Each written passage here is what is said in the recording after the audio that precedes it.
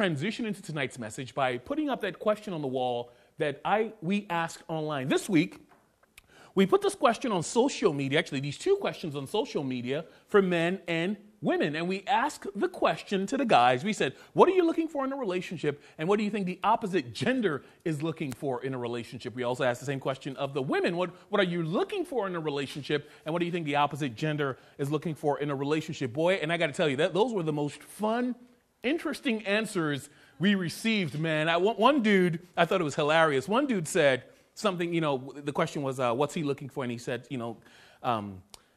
what's he looking for? He talked about character qualities, godliness, all that. And then the question, what do you think women are looking for? And he says, if I knew that answer, I wouldn't be single right now, which I thought was awesome. I was like, I respect you, bro. I see where you're coming from, right? And we got a lot of fascinating responses. Now, unfortunately, I'm not going to go into details.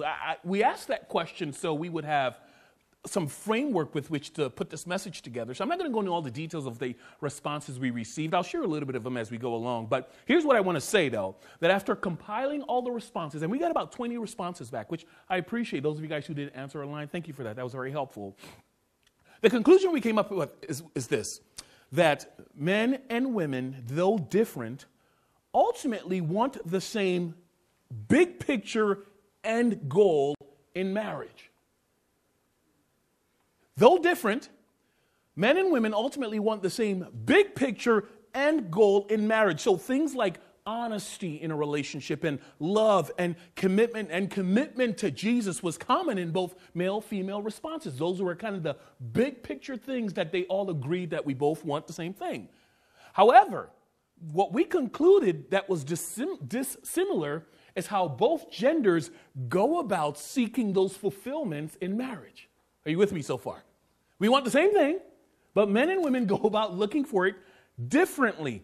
Though men and women both want a happy, healthy marriage, it became apparent that men and women have dissimilar motivations for seeking out a relationship, and both experience fulfillment differently in relationships.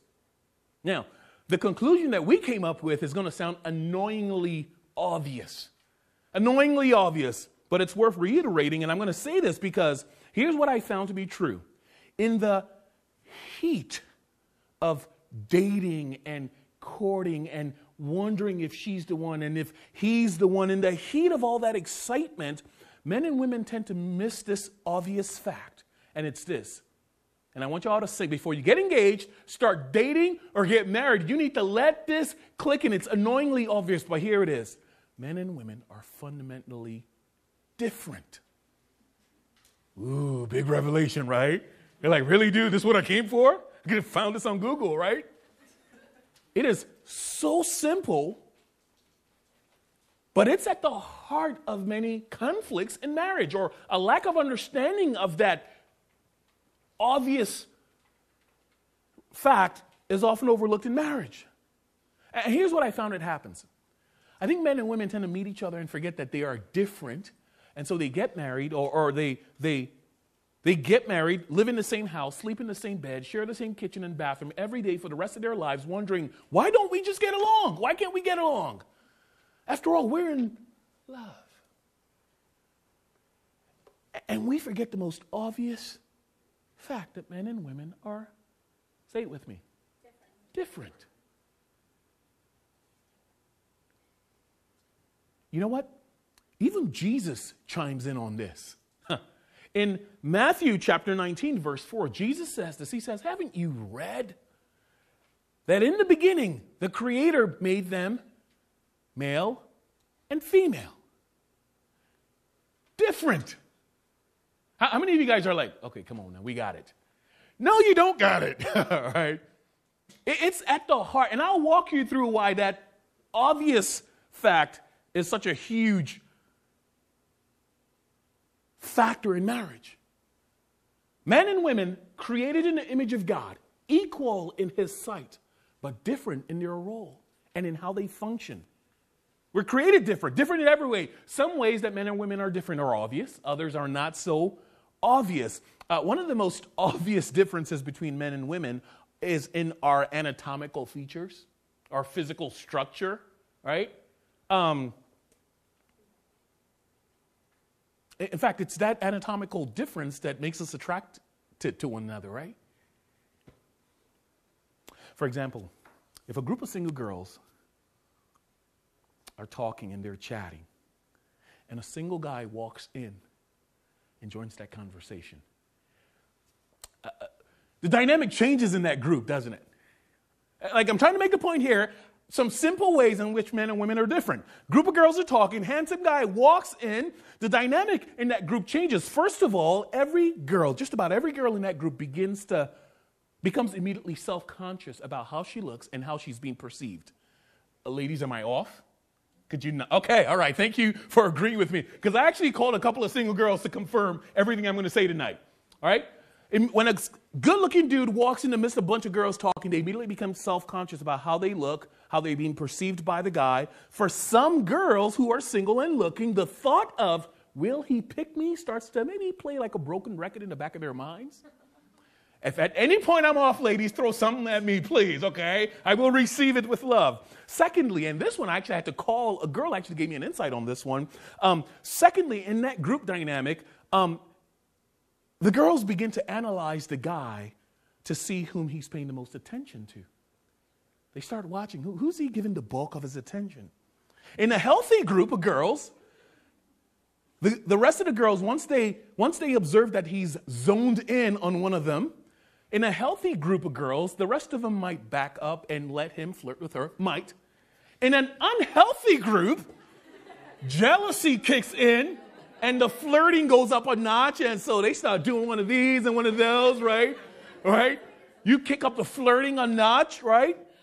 Because there is no way that witch is getting him over me, right? Okay, so you throw it down, right? Perhaps kick up whatever your strengths might be, right? So whatever the girl feels is her best feature, she might put that forward. It's not bad. It's different. Say that with me. It's not bad. It's just different. It's different. Now, this law of attraction is a little different for guys. You see, if a group of guys are chatting, a bunch of single guys are chatting, good-looking girl walks into that conversation, the dynamic in that group changes also. But the dynamic in the group doesn't change the same way it changes for girls. You see, for guys, the dynamic changes. It goes from a friendship to the Hunger Games, right? In one moment, that girl walks in, it becomes a competition for guys. It becomes a competition between the guys as they battle for the alpha male spot to determine who has earned the right to flirt with her. It's very subtle, very subtle. Soon after joining a guy's conversation, ladies, you'll hear them playfully start to jab at one another, making fun of one another. You know what they're doing? It's an elimination process, right? And so they're kind of like, you don't want him. Hey, that dude, man, last year, you seen what he did at that party, right? And it's playful, but what they're doing, we're not even doing it on purpose. It's a process of elimination. They'll jab at one another. They're not so much trying to attract you as much as it is they're trying to eliminate any threat or competition among the rest of the guys. It's a hunter mentality, and I'll explain that a little bit later on. That's why in some cases, on some situations, you hear guys in that same group start to talk about their accomplishments. They're not being cocky. They're not bragging. They're just trying to move up the food chain, right? Because the more that they can put out there that attracts you, the better their chances are. And so they'll talk about what they do, where they've been, right? It's the dynamic between guys and girls. They don't even know they're doing it many times. It's just the Hunger Games, and the prize is you. Okay, I'm exaggerating a little bit with that, but you get the point, right? Men and women are attracted to one another differently. It's not bad. It's just different. We're not only different in the way we attract one another, we're also different emotionally in the way we perceive and process information, aren't we? We're different in the way we give love and receive love, the way we talk, essentially the way we communicate. Get this, men and women are even different in the way they resolve conflict. Two guys can have a falling out. Pat and I can have a falling out. He says something to me. I'm a little upset at him. And so we have a little falling out, verbal falling out. Rarely does it turn to fist blows, unless, he talks about my mama, which is going to get bad, right? Or if I talk about his mama, right? But we don't go there, right? We have a falling out, right, between Pat and I. Here's the deal. Pat and I can literally resolve that conflict if I see him a few days later after I've had a chance to blow steam off. Pat and I can resolve that conflict by simply going at each other, looking at each other and going, dude, don't even worry about that, man. You coming over for the game tonight? For many guys, not all guys, for many guys, sometimes it's that simple. It's just, I don't want to go through the whole process of apologizing, so you know I forgive you. We don't even have to say it. Just come over to my place and let's get some pizza, man. We'll be good. For the most part. I've discovered that it's not the same with women. Ha! One entire side said no, right? I've discovered it's not the same thing with women. Man, you need to, when it comes to resolving conflict, whether it's women to women or man to woman, you need to be ready to sit down, to have a face-to-face meeting where you'll need to spell out what happened, why it happened, and how we're going to move on from here so it doesn't happen again. And you might need to bring a box of tissues in some cases, right? You got to share your feelings. It's not bad. It's just, thank you, Pat. Pat's listening, right? It's just different. One way to view this fundamental difference between men and women, and I want my two models to come on up. One way to view this fundamental difference, please make your way on up, is to picture them through pink sunglasses and blue sunglasses. There you go. A round of applause for Pat and Courtney. There you go. Come nice and close. Come nice and close right here. There you go. There you go. So, women see the world. You're looking at the world. There you go. Look at the people online. There you go. Online. Look at the people on that side. There you go. Women see the world through pink sunglasses, and that pink shade covers or colors everything she sees. She processes her world through pink. And she expects everyone to process the world through pink. But guys, on the other hand, see through blue sunglasses. All right, go ahead, Pat. Look around the world. That's them. Look online. Say hi to folks online. There you go. Say hi to that side, right? And guys process all their world through pink sunshades. Blue sunglasses, right? And somehow, both of these people, someday, hold it with the other hand. There you go. The other hand, there you go. Are someday going to get married? Sorry, I'm not hooking y'all up. I'm just making an illustration. It's okay. I'll give them back to Samantha. Samantha's like, I will talk to you later, okay? All right? And someday, a pastor is going to marry both of them and tell them happily ever after. And somehow, they have to be able to communicate with these glasses that are different colors. You get to my point? All right, you guys can go ahead. Thank you so much. Round of applause for them. You can keep that. It's your gift to you, all right? Let me read to you what Dr. Emerson Eggerichs, who's written a book called Love and Respect, talks about. And it's a fascinating book. In fact, I owe the bulk of the content of this sermon to his book. And by the way, if you are dating and you're starting to move towards being engaged, before you get engaged, read this book. That's not an advice. That is an order. I'm sorry. I've seen enough marriages go through this. It's an order. Before you ask a girl, get engaged, read this book, Love and Respect. But here's what he says. He says, men and women can look at precisely the same situation and see life much differently. Inevitably, their pink and blue lenses causes their interpretation of things to be at odds to some degree. Men and women also hear differently. God created men with blue hearing aids and women with pink hearing aids. They may hear the same words, but get very much different messages. As in, when my wife says, I have nothing to wear. When my wife and I go to our closet on Saturday night to get ready for church Sunday morning, and my wife looks in her closet and says, I have nothing to wear. What my wife is saying through her pink sunglasses is like, it's time to go shopping. I need some new clothes, right? I don't see anything I really like there, right? Whereas when I go to that same closet and I say, man, I got nothing to wear, I'm saying that because all my clothes are funky dirty, right? They are dirty, they're all stanked up, or they've been torn, and I got nothing to wear. Pink, blue. Because men and women have sunglasses and hearing aids in different colors, they send each other different messages in codes. These next two images, I think, in my mind, capture visually the difference between men and women. Let me show them to you. Here's one, all right? Men and women, how they communicate, right? A dude sees another dude, that's it. What's up, dude? We don't go, man, nice shoulders. That's it, all right? Whereas women see each other. Ladies, can you attest to that? Okay, I love this. The ladies are affirming everything I've researched, so I'm on board. I love this next one. This one is awesome. Men and women, here we go. One button. All right, guys got one thing. They will take as much as you give them. But there's usually one thing, which more than likely is his mother. All right, you say something about his mama, he's going to go nuts. But I found out in marriage, there's apparently a lot of buttons that I don't even know I've pressed. I get home, I'm like, what did I do? I went to work, right? It's not bad. It's just, it's different. Now, and we blame this on God, by the way, right? Because in the beginning, God created them male and female. But here's the deal. When God made them male and female in the beginning, God didn't just create you male and female, give you pink and blue sunglasses and say, hey, go figure it out. He didn't just do that. He actually gave us the secret to decipher each other's communication codes. By the way, there's a phenomenal book, and I'm drawing a blank on the title here. I'll get it for you, put it online at some point on the Remix Facebook page. But the book talks about the key influencing factors in healthy marriages.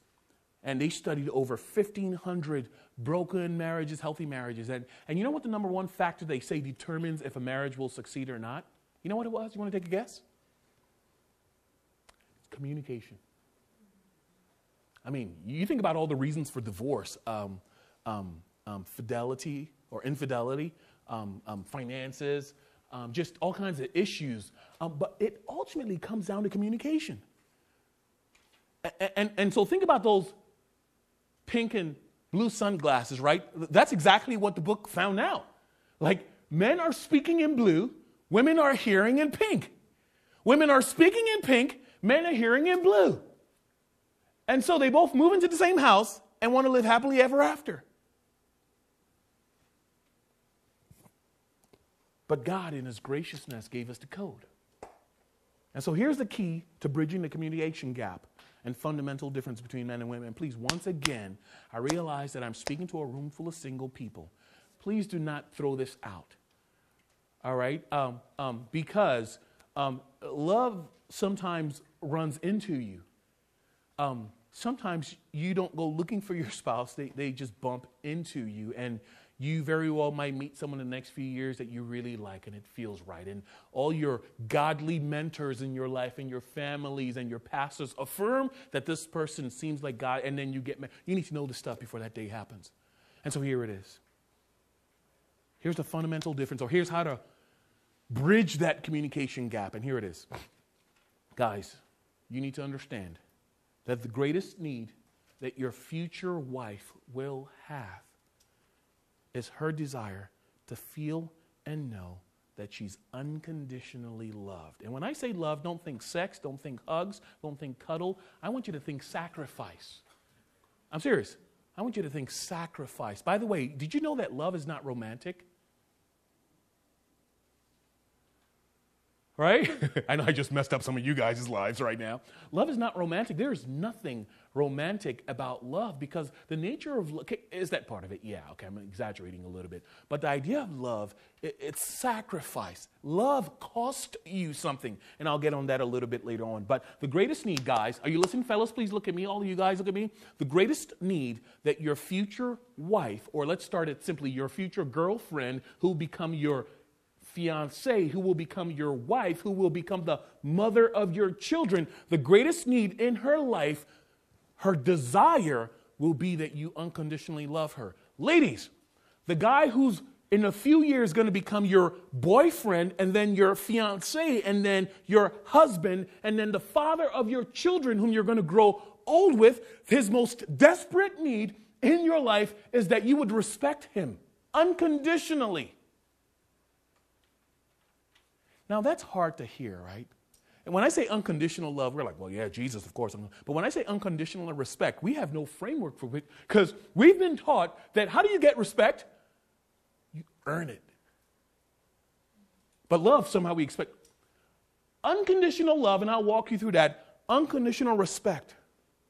Now, it's fascinating. I met with a group of guys this week in my office, and I was walking them through my sermon, and I asked this question. I said, guys, what would you rather hear? Because I wanted to prove my point that a guy's most desperate need is respect. And so I said, what would you rather hear? Would you rather hear a girl tell you, hey, I really love you and I'm falling in love with you? Or would you rather hear her say, out of all your friends, I respect you the most? And it's fascinating to watch their facial reaction. These are two dudes I'm speaking to. And it was fascinating to watch their reaction because their initial gut reaction was, well, I want to be respected. But then after they processed it somewhere, they were like, oh, actually, I'd rather be loved. And so I walked them through, and here's what I uncovered. I think for single guys, and this has been true of every guy I've spoken to, I think for single guys, prior to getting married, we believe that our greatest desire is a physical, their greatest need is, or at least we think it is, physical affection. Because there's a mystery about sex. We haven't experienced it yet. And so we're like, man, I could hold on to respect. I'm trying to, I'd like to be with someone, right? And then for single guys, I think, even single girls, I think sometimes there's this, and I know I thought this when I was single, that, how many of you guys at some point have ever thought to yourself, I am never going to find someone? Don't raise your hands, right? I think at some point or another, you worry. In fact, I think some people settle in relationships that they shouldn't be in because they're convinced they won't find anything better. And so they end up getting married to someone who's not compatible with them, somebody who doesn't share the same values that they share, and they get engaged to that person. I'm not talking about after marriage, I'm talking about before marriage, right? Anyway, long story short, group of guys, speaking with them, I think the conclusion we all agreed is that prior to marriage, for guys, single guys, there's a thinking that, the thing I need the most is love. But what happens is that after marriage, when the mystery of never seeing her naked has worn off, right, you realize that the greatest value for a guy in marriage is to be respected by the woman in his life. And the greatest desire in her life is to be loved unconditionally by her husband. That doesn't mean women don't want to be respected or men don't want to be loved, but we're talking about when it comes to the things that they desire the most, that speaks their communication code. She wants to be unconditionally loved. He wants to be unconditionally respected. Now, let me put it this way. Let me put it negatively. If you when you someday end up in a marriage, guys, and you do not demonstrate to your wife in practical ways that you love her and are still in love with her, can I just clarify that? Like, she's not just looking for you to love her. She wants to know you're still in love with her. All right. By the nature of that statement, it's an ongoing action, which means you don't just propose to her or ask her out. You got to keep doing that almost every day. If she feels that you don't love her or are no longer in love with you, she's going to withhold respect from you. In the same manner, guys or ladies, if the man in your life feels like or perceives your words or actions as disrespectful, he's going to withhold love. And so she withholds respect, he reacts by not giving love. He withholds love, she reacts by not giving respect. And you know what happens? It ends up being this crazy cycle of disrespect and a lack of love. And it's this crazy cycle that leads many couples to a courtroom, to a divorce courtroom. I mean, sure, statistics show us that it's things like money and sex and all kinds of issues that cause divorce and marriage. But when it comes down to it, even in financial situation, you know what happens there? It was a lack of communication. One person is spending and not communicating with the other person what's being spent, or one person, right? It comes down to communication. And the way you bridge that gap is by breaking that crazy cycle. Let me read to you how God commands couples to end the crazy cycle. This is good. And I want you to pay close attention because you'll see that the instruction for husbands to love their wives and wives to respect their husbands is actually a biblical command. The dude in the video early on said it in his poem, right? Or poet spoken word. He talked about this passage. Let me read it to you. Ephesians chapter 5, verse 21. It's a little extended. It's actually about 10 verses. But let me read it to you. And please, as I read it, I want you to do me a favor. I want you to picture yourself married. I know that's hard. Maybe not for all of you. I want you to picture yourself married. And this is awesome because you can pick whoever you want now. This is great, right? Pick whoever you want. Brad Pitt, Alicia Keys, right? Janet Jackson, right? Are you with your spouses now? Everyone got your spouse? Okay. Here's God's instruction to you, to her or him. Submit to one another out of reverence for who? See? For who? Jesus Christ. Wives, submit to your husbands as to the Lord.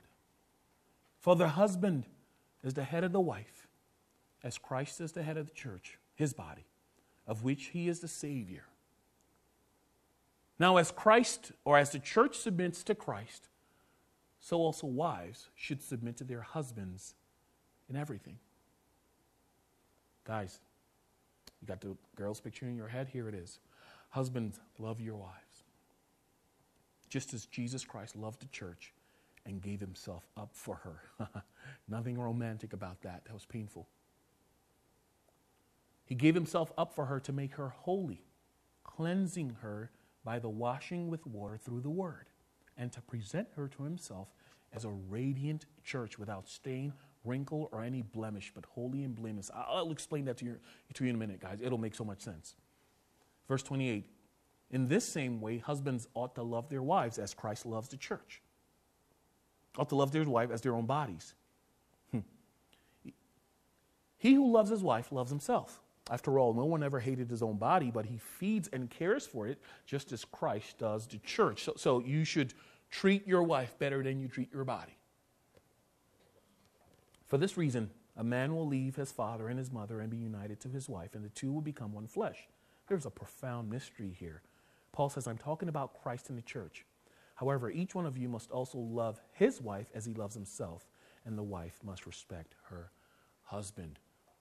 All right, so I want you to still picture your imaginary spouse, okay? Have them in the back of your mind, whoever they are. This is going to apply later. There are three big ideas here. Three big ideas for your future marriage. First big idea is this. First of all, let me say this. Because I know that when you observe how many marriages are struggling, it's possible to get cynical. You know, I mean, that's why you meet some young adults who are like, I want nothing to do with marriage. So let me just say this. Marriage is exciting. It really is. A lot of benefits. Both parts. Marriage is exciting. It really is. It has its peak seasons, I'll tell you that. And there are some days where I wake up in the morning and I'm not even saying it. She's not even here, so it doesn't matter. There are some mornings when I wake up and my wife walks in the room. And I mean, early morning when you know, she's not the hottest, right? And my wife walks in the room and I'm in bed and I'm like, thank you, God, that you helped me pick her. Because, of course, I'm thinking about some of my ex-girlfriends who are crazy, right? And I'm like, Lord, I am grateful, not just in comparison to them, but just grateful. So we have some peak seasons. There are some days when my wife comes to work and she brought lunch just for us to eat. And there's some days I just go home to her. We have surprise, we call it like just, we just surprise dates, right? And there are peak seasons in our marriage. There's something that have nothing to do with romance. But I got to tell you this. It takes a lot of work to make marriage work. It really does. Let me help you out this way.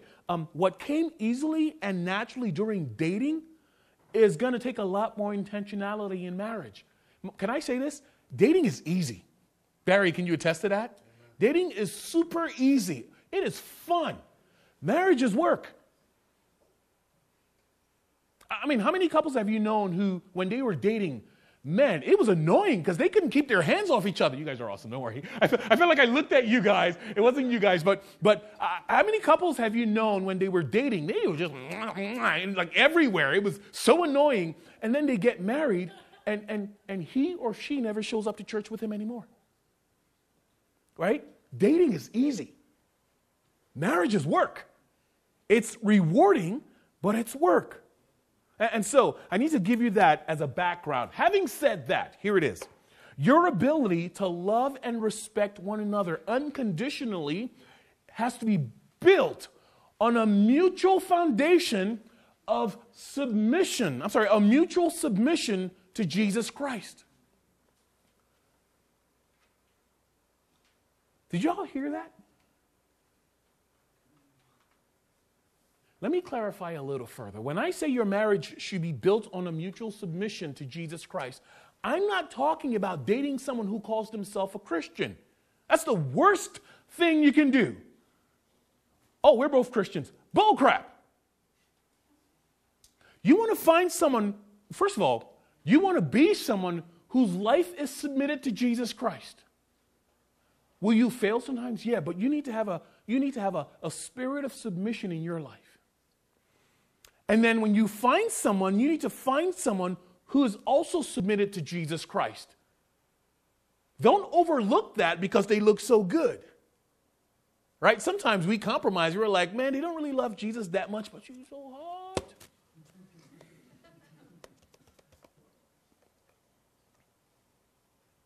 That's why the biblical command starts by saying, submit to one another out of reverence for Jesus Christ. Here's why that's important. Here's why it's important.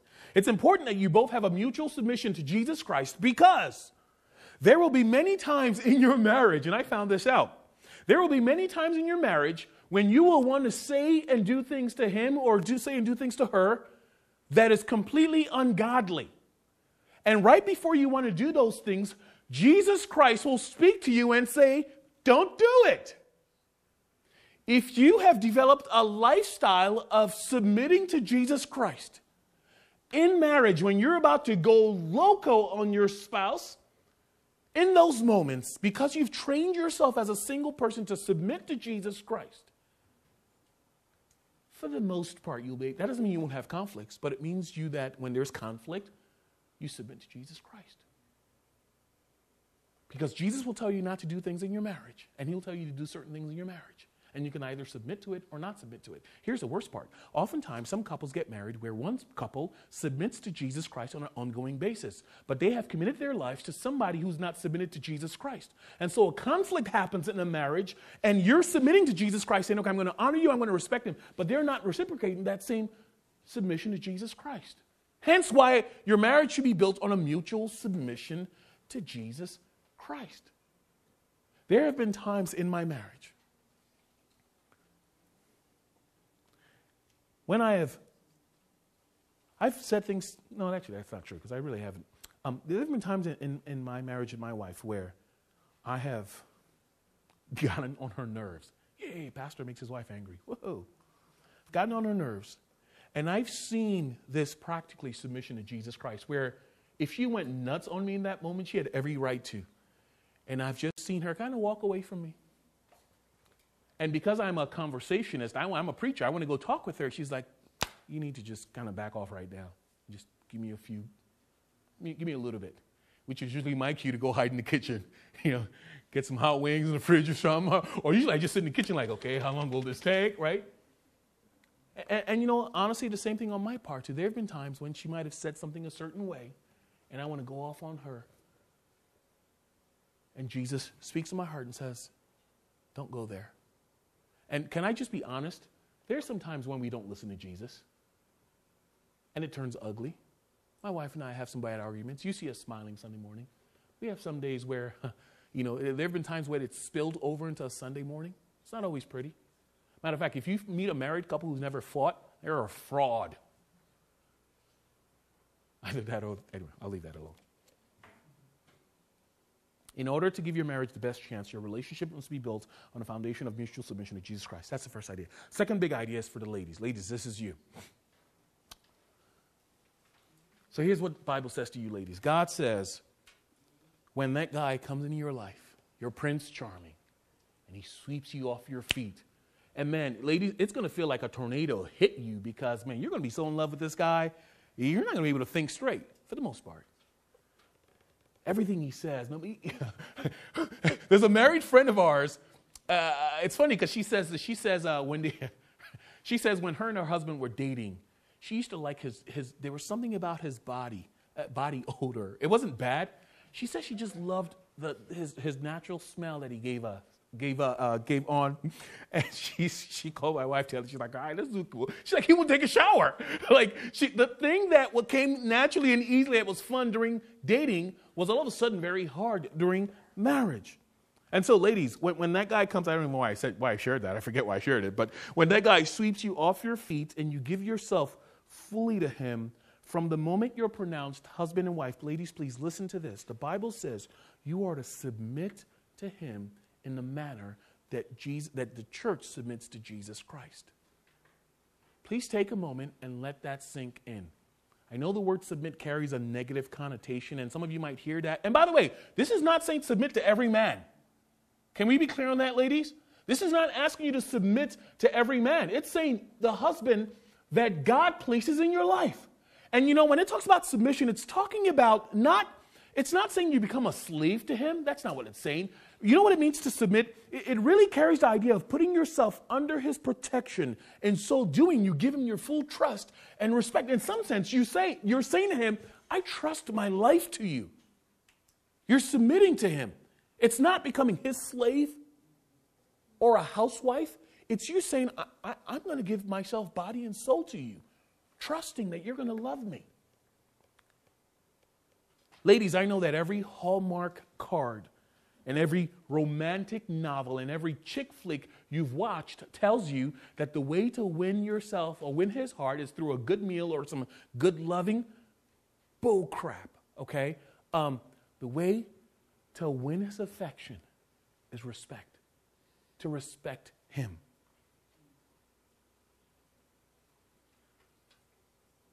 The man you'll commit the rest of your life to, ladies, more than anything else, desperately needs you to respect him. You can respect his desire to work and achieve. You can express that by letting him know you believe in him and appreciates the work he puts in. A man has this constant need to provide for his family, and so he tries to work, sometimes overworks, just so he can provide for his family. You want to respect him. One of the ways you can demonstrate respect to your future husband is by respecting his desire. You can express that by letting him know you believe in him, appreciate the fact that he's working hard. Just to say, I know you worked 97 hours this week. And I know you ain't got a full-time job, but I just want you to know I appreciate that. Respect his desire to protect and provide. You can express that by letting him know you feel safe under his care and trust. Trust his decisions, right? Will your future husband make foolish decisions? Yup. Do you need to constantly nag him about every decision? No, because, eventually he'll see that, you know what, I think I've gotten to a point in my life, and this was when we first got married. I was kind of in charge of our finances, and I felt it was my role. By the way, I suck at managing finances, but I was the husband. I was going to watch over things. And so I did that for a few years, and the bill collectors called every month. About 2.5 years ago, maybe 3 years ago, I don't know, I think I took a Dave Ramsey class. And I agreed that, you know what, I'm not really good with finances. Let me turn it over to my wife. And since that day, we have never been late on a bill. Am I going to argue with my wife on that now? All right, like just over time, I learned that she's the wiser one in that. I don't know why I shared that, but respect his desire to protect and provide. Ladies, respect his desire to lead your marriage and eventually your family. Praise him when he makes good decisions. Be gracious when he makes a bad decision. Boy, I found that in marriage, man. He makes a good decision, you celebrate him. He makes a bad decision, you just rim him out. Extend grace. Respect his desire for friendship and physical intimacy. You can do this, ladies. Oh, here's a big one I think I heard guys talk about a lot. When you do get married, you can respect him by doing the things that he enjoys doing also. Right? That comes easy during dating. Much harder during marriage. You can express respect for him by allowing him to have his alone time. All right? A lot of guys are processors. When I get home from work and I've had a hard day, this is weird. My wife loves it, but it's weird. When I don't want to talk, I wash dishes. I just go to the kitchen and I start washing dishes. I'll start cleaning around the house. I need to be doing something. So if you ever see me cleaning around here, I'm usually frustrated. But that's how I process my day. I need to be fixing something because I feel like I failed here. And so the way I get some sense of purpose is by, okay, if I was disappointed at work today, at least I'm in control of the dishes. I can control that. That's my world. And so ladies, honestly, in your marriage, some of it might require you to respect that alone time within reason, right? So, I'm not talking about letting him go for like 20 days, right? Or even like 2 days, right? Within reason. Here's one, and this is weird to say because you're not married yet, but respond to him sexually when he makes advances as your husband. Once again, within reason, right? You're going to have times when you're not there, but don't deny him, right? I'm going to leave that at that. By the way, did I mention that none of this is easy? This was a tough series for me to prepare because I was struggling a balance between, message series on relationships are supposed to be fun. You're supposed to leave here thinking, man, I'm going to someday meet him. Right. And that's true, or meet her. That's true. But I've just done young adult ministry, and our vision as a church is to raise up a generation of families that are built to last. And I got to tell you, since we came up with this vision, I have had more meetings with struggling couples than I have in my entire career. I've had women coming to my office in tears because of their husbands. I've had husbands just frustrated coming to me about their wives. Some of it I've been honest. I said, I got to be honest with you, I don't think I'm skilled enough to counsel you. And I think I've seen enough struggling marriages to know that it takes work. And you both got to be willing to put in the work. Ladies, you got to be willing to extend unconditional respect, which is hard. It is hard. And guys, you got to be willing to extend unconditional love. That is hard. And you both work at it, though, right? And you're going to hear Tim Leonard and Sherry Leonard. And I asked him next week, I said, please be honest with her. I think the more honest you can be with young adults, that marriage is rewarding. Please don't be discouraged. I hope that if you came in tonight hoping to someday get married, I hope I haven't discouraged you. Please still do. I'm just I want to take away the facade of this romantic that I think culture has painted for us. That you're going to meet them, it's going to be magical. And then you find out that they're human and you're like, what? I thought I married Prince Charming. Right? And so that's why I'm going this direction. I want y'all to know that it takes work on both parts, because I have dealt too many times on the other end with struggling marriages. And what I often find, it's a situation where not only are they not loving and respecting one another, but there's not I don't want to say they don't love Jesus, but there is not a submission to Jesus Christ. If you submit to Jesus Christ, he'll always break your heart over sin. Anyway, ladies, that's you. Guys, let's do you guys. Someday, fellas, you're going to meet her, and she's going to be right. And man, you are going to tell all your dudes that I am not going after any other girl. This is her. Barry, did you have that? I am not chasing any girl, man. That's her. And I'm going to do whatever it takes to make sure that she falls in love with me. I'm going to take a shower, get a full-time job, right? All right, if you're in college, dudes understand what I'm talking about, right? I do whatever it takes, man, so she knows that I love her. I want to be with her. Here's the deal, guys. When you have every intention of asking her out to be your wife, you need to go into that marriage ready and willing not only to lay your life down, but if the need ever arose, you need to be ready. Here it is. Guys, you need to go into your marriage ready to give up some of your personal likes. Fellas, please let that sink in a little bit. Because as dudes, we all have our likes. All right? And there are some things that are amazing as a single dude. You're like, this is my thing. We actually brag about it. And then you're going to get in marriage and you're going to find this is not quite compatible. This doesn't work. I can't take this into marriage. Guys, if you haven't caught on to it yet, loving your wife means self-sacrifice. It means you might need to give up some of your privileges that you enjoyed as a single guy. Doesn't mean you have to give up your dreams. You might. Right? I mean, a guy wants to become a rock musician, wants to travel the world and play concerts every night. You get married. Your wife wants to stay at home and have kids. You got to compromise there somewhere, don't you? Right? Could you still be on the road? Absolutely. Well, you got to work out a plan that involves her. You see where I'm going? You might need to give up some of your personal likes. In fact, the Bible compares your love for your wife to what Jesus did for the church. And I was thinking about this week, and it finally hit me. It says Jesus Christ, get this, fellas. All right, so think about the things that you like in your life. So go to Jesus. Jesus gave up wealth, glory. He was God. He is God.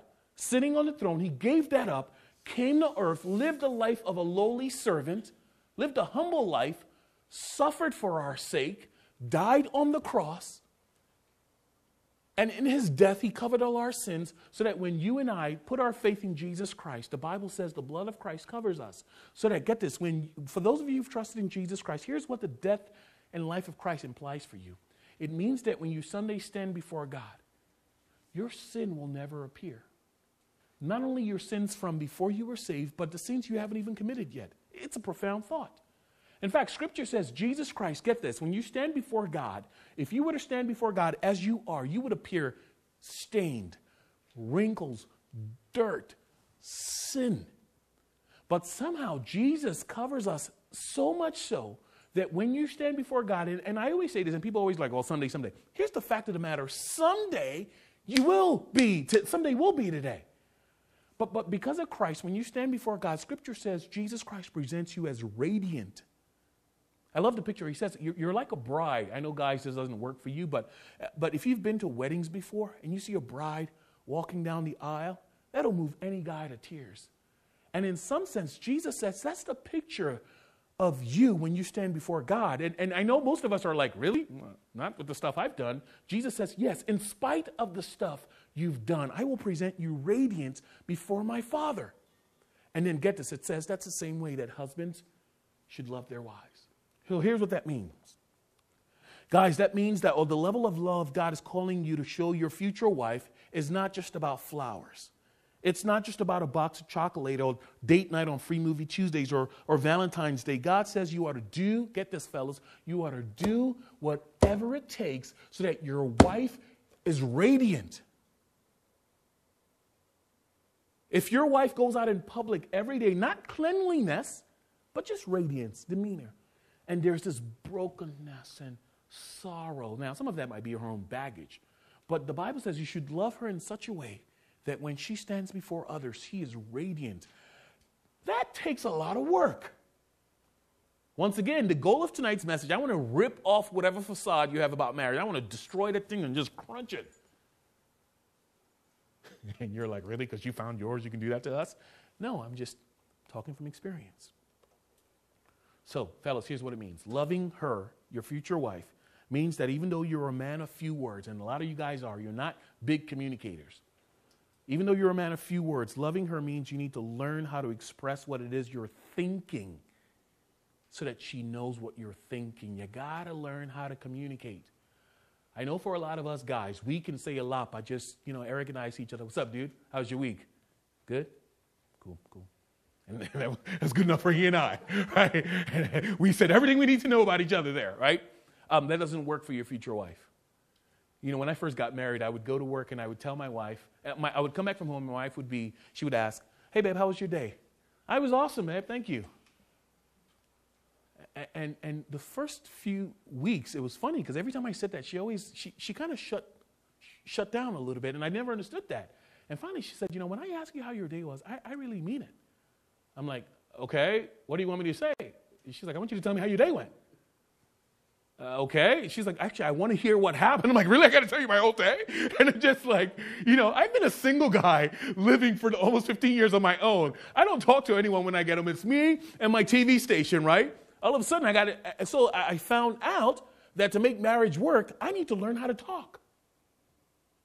Okay, guys, that's one way to love her. Guys, here's another one. Whew, this is going to hit you hard. Even though you're sexually aroused more often than she is, fellas, you need to love her by learning to sometimes just cuddle with her without expecting sex in return. I was talking to a bunch of single guys a while back, and I think, and I'll admit at one point I thought the same thing too, that when I get married, man, every night, woo, it's going to be hot. See, and some of that is just guys have a high sex drive, right? Women's sex drive is not as high as a guy, right? It takes very little to get a guy excited. But here's the deal, fellas. When you get married, you will find out that there's just sometimes your wife's not in the mood. And you got to respect that. Got to be willing to give her her space. Guys, that means even though you're a fix-it kind of guy by nature, you need to love her by listening attentively when she's venting and not try to fix her problems. Sometimes when she's venting, she just really wants to vent. If she wants your response, she'll ask you. I found that out. And there's sometimes my wife's talking, I'm like, should I talk? I got to ask permission. Okay, is this one of the, and my wife and I, we're growing, we're learning, and I've asked her, I'm like, honey, is this one of those conversations where you want me to talk or listen? And she'll be like, I just want you to listen. And there's sometimes she just talks, and and when you get married, when you live with someone, you pick up cues. Certain conversations are just shut up and listen, and then other conversations, she really wants your counsel. But that comes as you live together and learn about each other. You become students of each other. You really do, and you got to work hard at it. Oh, here's a good one, guys. Whew, this is hard. You love her by willingly and readily admitting it when you're wrong and verbally apologizing to her by saying, I am sorry, please forgive me. okay? Pat and I get in a fight. We can resolve it. It's okay. He's like, really? Why me, dude? I don't, right? Pat and I get in an argument. We can resolve it by literally just, dude, you know what? My bad. Okay, my bad doesn't work for your wife. I learned that the hard way, right?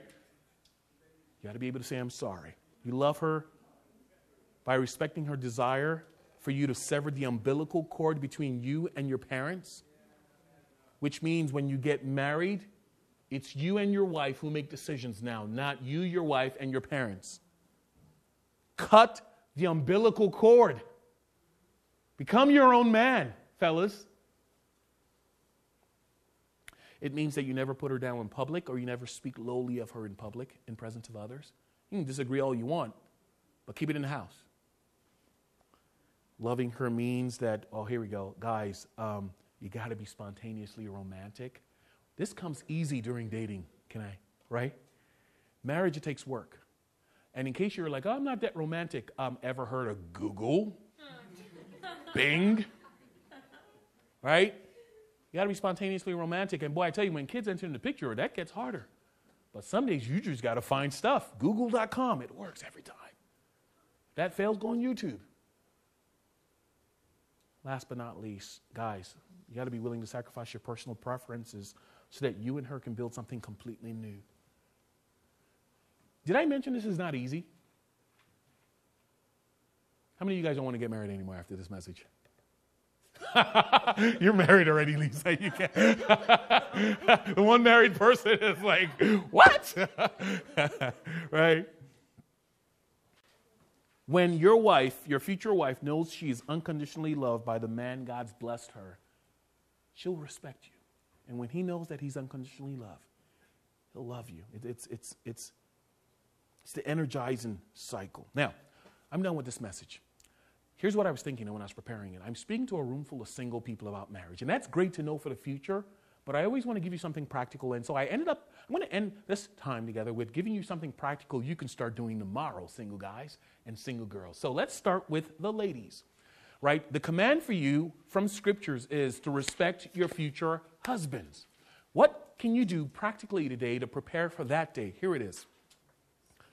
How many of you ladies live under your parents' roof right now? Live at home?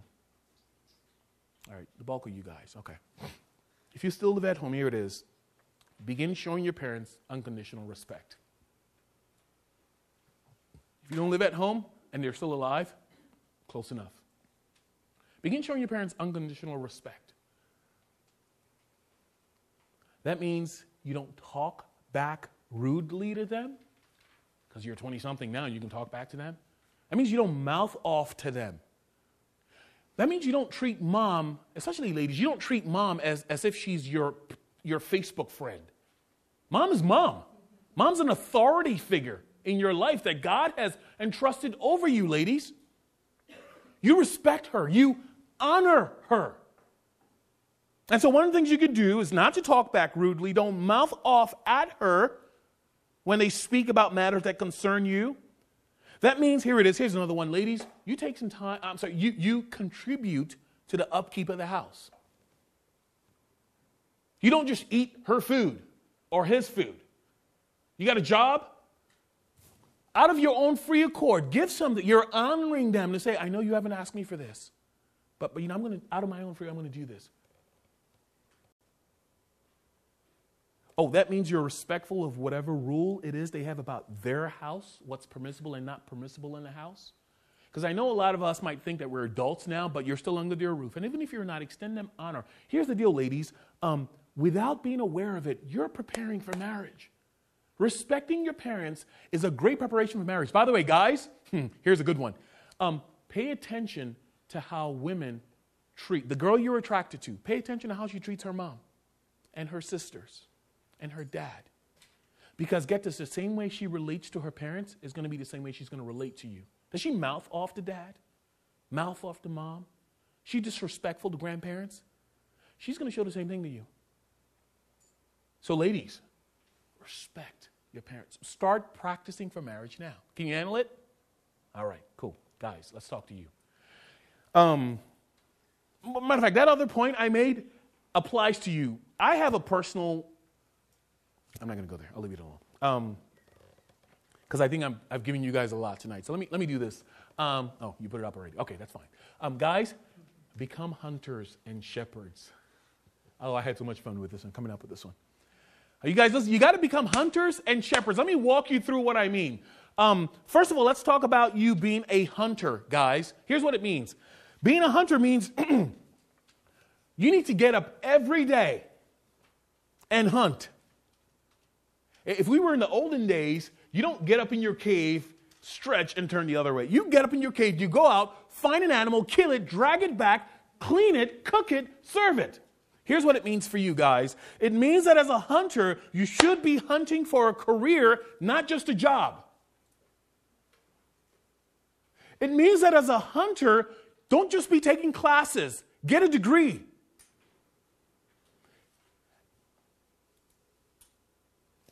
And when you get, and even if you're not going to school, be pursuing something. Right? A hunter sets out with intentionality. Listen, I'm not talking about having a job, or I'm not talking about if you don't have a job right now. I don't care if you don't have a job. Are you pursuing something? Like you got to have an attitude of a hunter, right? Economy is really hard, right? I understand that. I'm not talking about what you have. I'm talking about what you're pursuing. You got some concrete plans? You're going to ask a girl to marry you. What is she coming to marry? Like where are you taking her? By the way, guys, you should know that because her father is going to ask you that. I had a 2-hour conversation with my wife's father, and he's an extreme introvert. The hardest 2 hours of my life. Where are you taking her? He asked, he's like, so what's your plan for my daughter? What do you plan to do with her when you take her to America? How are you going to feed her? What about her education? But you can't know where you're taking her unless you know where you're going, right? You got to be a hunter. That's what I mean by being a hunter. And by the way, if that sounds like a lot of work, here's the deal. It's going to prepare you to be a good provider and protector for your future family. It's a fascinating thought that even as a single guy, you, without being aware of it, are preparing to be a husband. That's being a hunter. Also, be a shepherd. Now, let's talk about shepherds. Shepherds are a little bit more gentle than hunters, right? Guys, I'm talking to you here, right? Shepherds have many responsibilities, including leading the sheep, knowing their sheep, grooming it, caring for it. So, single guys, you can start practicing how to love your wife. Here it is, guys. You're going to love this. You can start practicing how to love your wives by lovingly caring for your mom, your sister, and the female relatives in your life. Like how gentle are you towards mom, towards your sister? I know sibling rivalry is crazy, but believe it or not, some of the emotions that your sister and mom go through, you're going to find it in marriage. And man, what great practice ground. How many of you guys have female sisters, female siblings? Oh, you are blessed. That's amazing. God's just giving you practice. That's awesome. Take advantage of it. Yeah, Jeff and Kristen are already going at it, right? Without being aware of it, God's saying, I know where I'm taking you, and I'm preparing you. So start thinking, guys, how can you practically love your sister even when they are at their worst? Because guess what? That's what happens in marriage. You got to love your wife even on her worst days. How can you comfort them when they're at their lowest emotionally and just want to talk? Because guess what? That's what happens in marriage.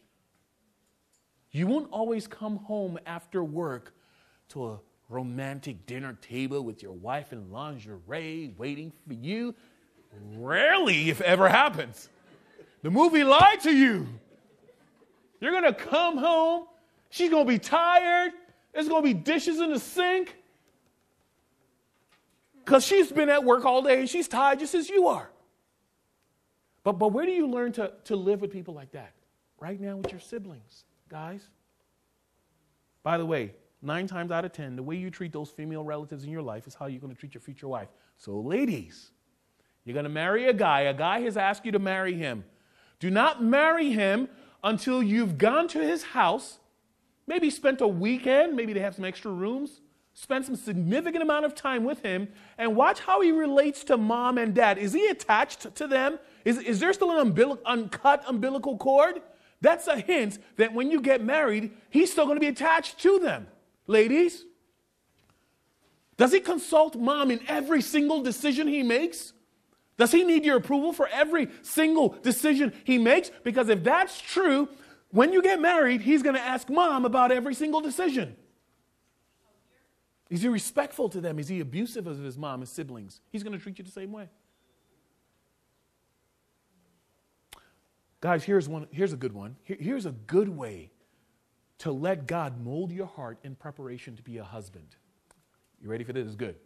I'm so excited I came up with this one. It was awesome. All right, guys, this is for you. Here it is.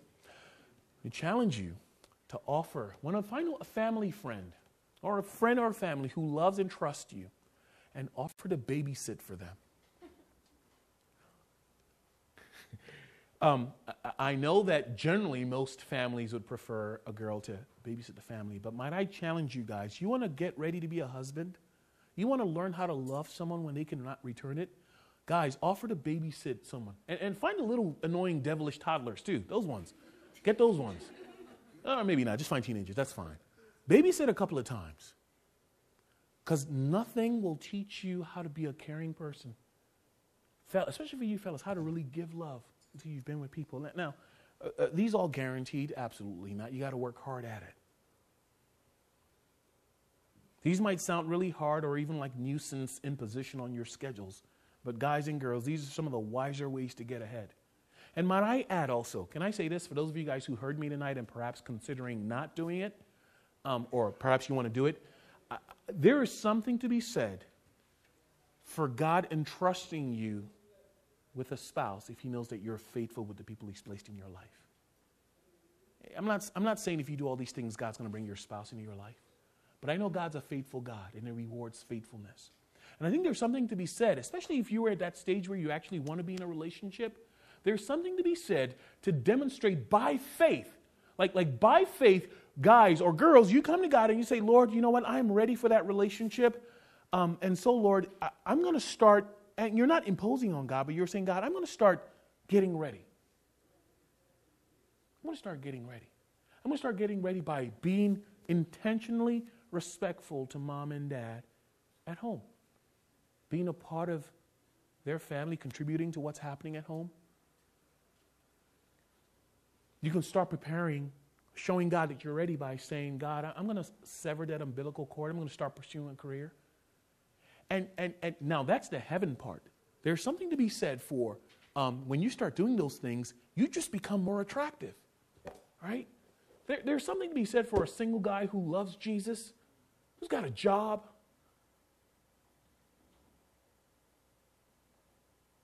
He knows what he's doing with his life. That's attractive to women. Ladies, I know that you've been told to put all your energy in your physical look. And unfortunately, that's the case on some occasions, but here's the fact of the matter. The kind of girls that most men are comfortable taking home to introduce to their family are the kind of girls that are respectful, that they feel a sense of pride. It has nothing to do with the looks. Is she a woman of character? Do I feel proud being among my friends with her? Or am I secretly worrying she's going to disrespect and go nuts on them? Right? And for most guys, when they date someone, when a guy will make a decision to marry a girl, not only because not because she's attractive, but when he knows that she is someone of value, who's respectful, who's God-honoring, that's what usually makes that decision. Now, he might date her for superficial reasons, but he wouldn't follow through. Most guys wouldn't follow through for that. Ladies, love the man that God will bring in your life. Guys, ladies, respect the man that God will bring in your life. Guys, love the woman God will bring in your life. Someday you're all going to get married. And hopefully I will be at your wedding. And I'll be sitting there with that grin on my face saying, I told you so. But when that day happens, you're going to come and find out on that day or the days after or the months after that everything we talked about tonight came in super handy. This entire series is designed to give you a head start on marriage. I know it's a weird talk, but that was our goal. I want to get you a head start so that when that time comes, you can have the best opportunity ever.